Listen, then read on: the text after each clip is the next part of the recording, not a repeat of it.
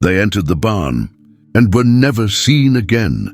The wind howled through the abandoned wheat fields, carrying with it the acrid smell of rain and wet earth. It was October 2019 when 3 young people disappeared without a trace in the small town of Santa Helena do Oeste, in the interior of São Paulo. Their names were Lucas Mendes, 19, Mariana Costa, 18, and Felipe Drummond, 20. They had been friends since childhood, inseparable, like the fingers of a hand. No one could have imagined that that grey Thursday would be the last time anyone would see them alive.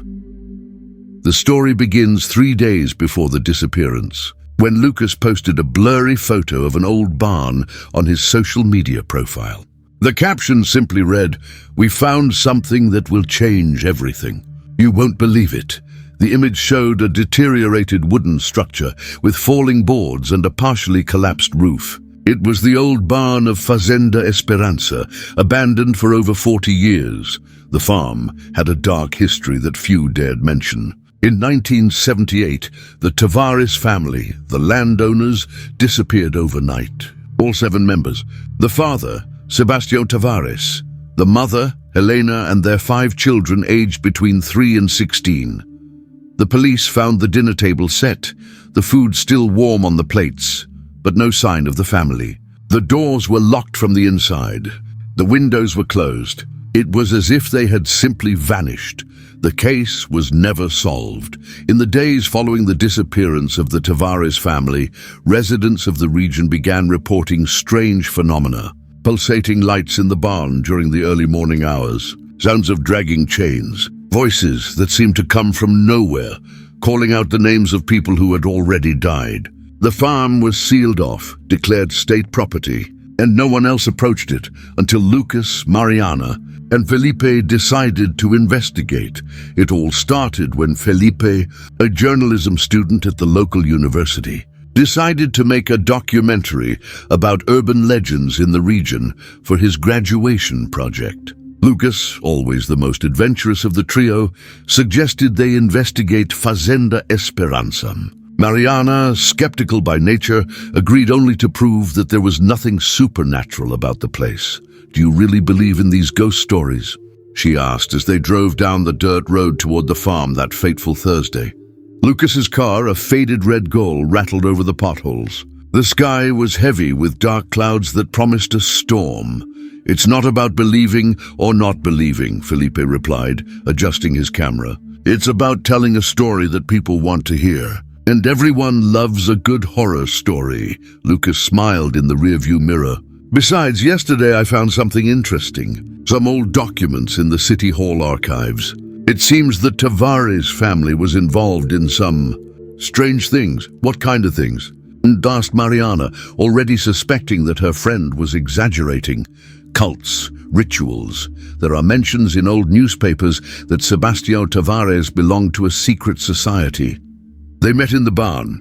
The car stopped at the farm entrance. The chains securing the gate were rusty, but someone had cut the padlock, probably vandals or relic hunters. The 3 got out of the vehicle and immediately felt something different in the air. Pressure, as if the atmosphere were denser there. The barn stood in the distance, a dark silhouette against the stormy sky. Its wooden walls were covered in moss and vines. The roof had large holes through which one could see the gloomy interior. A double door, hanging only on one hinge, swayed slowly in the wind, producing a sharp creak that sent shivers down the spine. "This is insane," Mariana murmured. But there was a mixture of fear and excitement in her voice. Felipe was already filming, capturing every detail with his professional camera. "The audio is picking up something strange," he commented, frowning. "Like a low-frequency hum." They approached the barn with cautious steps. The ground was covered with dead leaves and branches. Lucas was the first to enter, pushing the door, which groaned in protest. Daylight barely penetrated the interior. The smell was suffocating, a mixture of mold, damp earth, and something else. Something sweet and nauseating like rotting meat. "Jesus," whispered Lucas, covering his nose. "There's something dead in here." Mariana turned on her flashlight, and the beam of light revealed the interior of the barn. It was larger than it appeared from the outside, with a high ceiling supported by thick wooden beams. Rusty tools were scattered on the floor, remnants of rotten hay, and in the right corner, a staircase leading to a mezzanine. But what caught everyone's attention was the back wall. It was covered in symbols. They weren't simple scribbles or graffiti. They were intricate, drawn with obsessive precision. Circles within circles, stars with irregular points, letters in an alphabet none of them recognized. And at the center of it all, painted in a dark red that could be ink or blood, was a kind of portal, a perfect circle with rays emanating from it like a black sun. "Are you seeing this?" Felipe's voice trembled. He was filming everything, his camera capturing every macabre detail. Lucas approached the wall, mesmerized. "This confirms it. They really were practicing something here." Mariana felt a chill run through her body. "We should leave now," but Lucas was already touching the symbols, tracing the lines with his fingers. "This is fascinating. Look, there's a sequence, like a map or instructions." That's when they heard it. A sound coming from above, from the mezzanine, slow, deliberate footsteps, wood creaking under weight. The three of them froze. "There's someone here," Felipe whispered, pointing the camera upwards. The light was dim upstairs, but they could see figures moving in the shadows. "Hey!" Lucas called, his voice echoing in the empty space. "Is anyone there?" Silence, then a voice, weak, distant, as if it came from very far away. "Help! Us!" Mariana grabbed Lucas's arm. "We need to leave now!" But Lucas was determined. Someone could get hurt. "We have to check." He started climbing the stairs, each step groaning beneath his feet. Felipe followed him, still filming. Mariana stayed behind, torn between fear and loyalty to her friends. The mezzanine was an open space, filled with old boxes and furniture covered by dusty sheets. The daylight filtering through holes in the roof created dramatic beams that cut through the darkness. And there, in the farthest corner, was something. A figure. No, several figures. They stood motionless, facing the wall. There were 7 of them. 4 small, 2 medium, 1 large, like a family. Lucas's heart raced. "Hello, are you all right?" The figures did not move. Felipe brought the camera closer, the zoom revealing more details. The clothes were old, from decades ago. They were torn and dirty with soil. The hair was long and tangled. "My God," Felipe whispered, It's them, the Tavares family." That's when the larger figure turned around. The face was unbearable. Grey, dry skin stretched over the bones, deep-set eyes black as bottomless wells. The mouth open in a silent scream, revealing yellowed, broken teeth, and then all 7 figures turned simultaneously, their necks cracking with the movement. Lucas stumbled backward, bumping into Felipe. The camera fell to the ground with a thud. Mariana screamed from below. The figures began to move, not walking, but gliding across the floor, their feet not touching the wooden planks. A sound emanated from them, a chorus of moans and whispers that formed words in an ancient and forgotten language. "Run!" Lucas shouted. They rushed down the stairs in a panic, Lucas skipping the last few steps and falling to the floor. Felipe helped him up, and the 3 of them ran towards the door, but the door slammed shut with a bang, and he locked it. Lucas pulled hard on the latch, but it wouldn't budge. "It won't open! It won't open!" Felipe threw his weight against the wood, but it was as if it were welded together. Mariana looked for another way out, but the windows were too small and blocked by nailed-on boards. A sound behind them made everyone turn around. The 7 figures were now on the ground floor, forming a semicircle around them. Their movements were disjointed, like puppets whose strings were being pulled by a cruel master. The larger figure, which should have been Sebastião Tavares, raised a bony hand and pointed to the wall with the symbols. His mouth opened, and a voice that seemed to come from a deep tunnel emerged. The portal. Must be. Fed. Lucas felt his legs weaken. "What do you want?" The figure did not respond. Instead, all 7 began to speak in unison, their voices overlapping in a terrifying cacophony. We were called. We answered. Now you must take our place. The cycle continues. The cycle always continues. The lights, there were no lights in the barn, but lights appeared nonetheless, began to flicker. The symbol on the wall began to glow with that sickly red color, pulsing like a living heart. Mariana was crying. This isn't real. This can't be real. Felipe, in a final act of courage or madness, picked up his camera from the ground and started filming again. If we don't get out of here, at least they'll know what happened. That's when the ground started to shake. Cracks appeared in the compacted earth, radiating from the center of the barn. A red light began to seep from these fissures, accompanied by unbearable heat and a smell of sulfur. The portal in the wall began to spin, its rays moving counterclockwise, faster and faster. A black hole formed at its center, not reflecting light, only sucking it in. The 7 figures began walking toward the portal, dragging the 3 young people with them by an invisible force. Lucas tried to hold onto a beam, but his hands slipped. Mariana screamed, her nails scratching the wooden floor. "No, please, no!" Felipe continued filming, tears streaming down his face. "Mom, Dad, I love you!" One by one, they were pulled towards the portal. First Mariana, her screams fading into a distant echo before being abruptly cut off. Then Felipe, his camera falling at the last moment, the lens cracking but continuing to record. And finally Lucas, his eyes wide with terror, his hands outstretched towards something, anything that could save him. The red light swallowed everything. Felipe's camera was found 3 days later by a farmer passing through the area. The police, alerted by the concerned parents of the 3 young men, were already searching the region. Lucas's red car was parked at the entrance to the farm, the keys still in the ignition. The camera's memory card was corrupted. Technicians were only able to recover fragments, distorted images, incomprehensible audio, and in a single clear frame, something that appeared to be humanoid figures in a circle, but the official report ruled it out as a defect in the file. No trace of Lucas, Mariana, or Felipe was found. There were no footprints, no signs of a struggle, no blood. It was as if they had simply vanished from the planet. The barn was demolished 2 weeks later by order of the city council, citing structural risks. The machines worked through the night, and by morning there was nothing left, just leveled earth and an empty lot.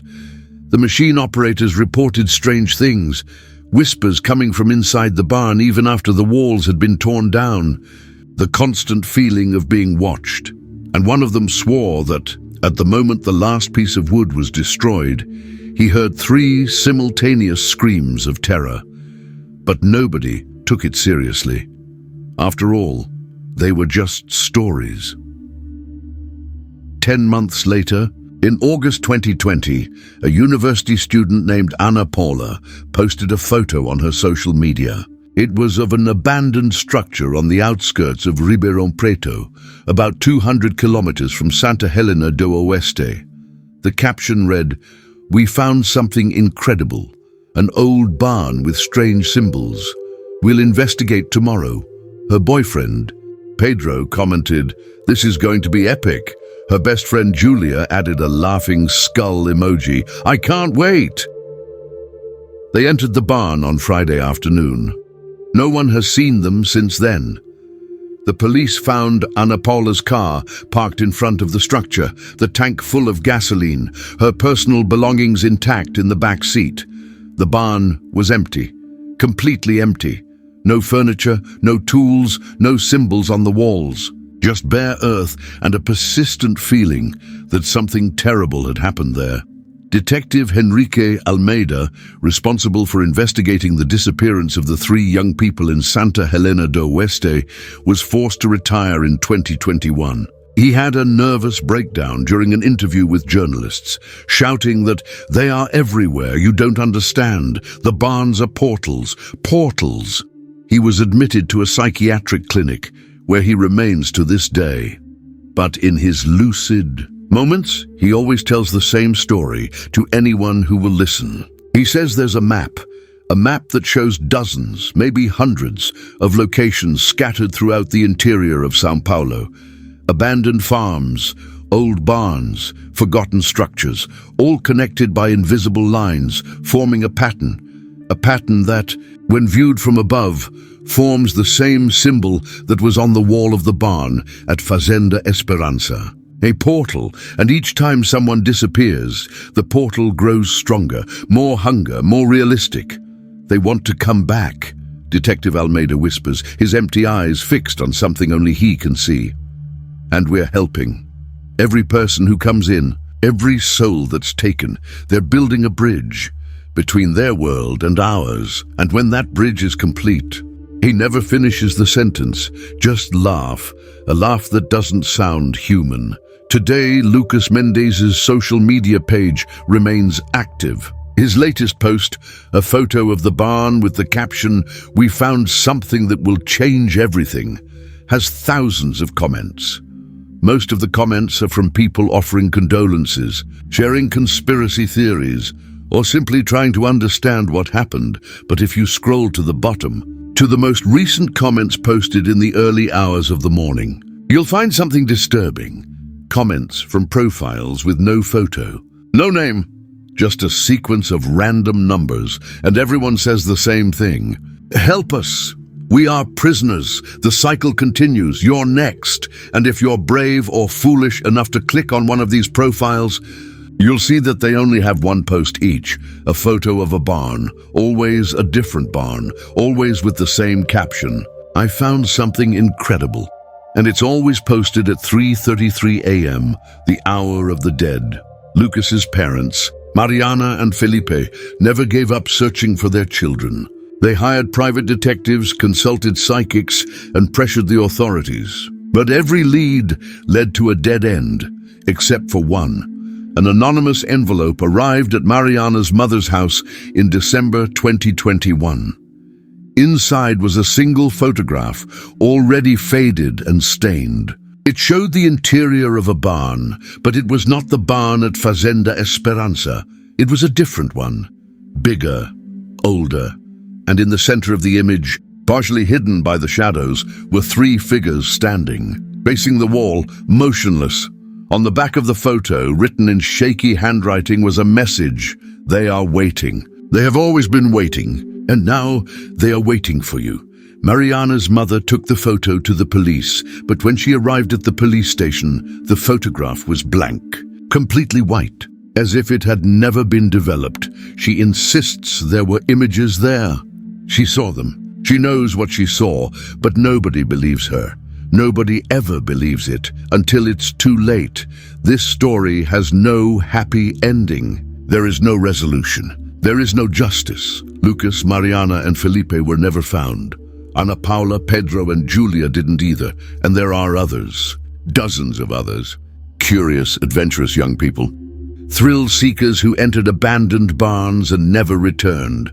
Authorities called them suicides, escapes, personal dramas that resulted in people choosing to disappear. But those who know, those who really know, they call it something else. They call it the harvest, and the harvest never stops. If you are reading this story, do yourself a favor. If you find an abandoned barn, don't go inside.